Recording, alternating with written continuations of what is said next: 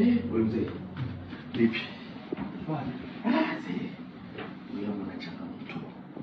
Hapa nimesema bila leo sitoboi. Ndio lazima 50 kwanza.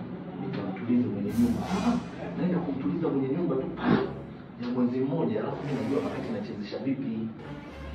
50. Mimi nisikilize basi. Mimi mwenyewe hapa ndugu yangu na majukumu kidogo nimeaskofu na mimi bado naendelea. Ila kama ungeweza kumsubiri kasa mpaida akafika. Wewe bwana. Mimi nakwambia vitu vingine unaanza kuleta vitu vya ajabu ajabu. Nisikilize wewe. Sitaki kusikiliza vitu vya ovyo. Mimi Kwa nini unajua? Afanye. Mama kashinda tuzo. Tuzo kama kijana mwenye ushawishi. Yaani kashinda tuzo ya kijana mwenye ushawishi tena kashindia dada. Jamani hivi watu. Unacheka nini? Alikuwa na shida chana nani? Maisha. Wewe ngoja nikwambie kitu kimoja. Ana ushawishi wote.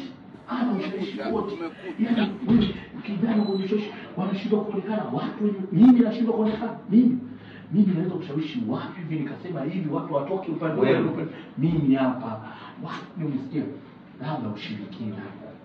Mimi nakwambia kweli hapo na mtu yaani safi bwana. Kwa sawa sawa. Mambo yanaenda fresh. Sasa tutatibu labda. Kila kitu kiko sawa. Sio sana. Kwa nini? Kuna mambo yangu kidogo na mimi yako sana nikipata kama 20 hivi. Taka ni bado. Taka ni bado. Niko vibaya. Bala basi sawa ile. Mungu anakuomba ndugu wangu hapa msinya kodi. Okay. Kodi nitaka nilishe mzimu alafu nipambane. Sawa, nina shida. Mungu barikiwe. Mimi naitwa Nanga. Ubarikiwe sana.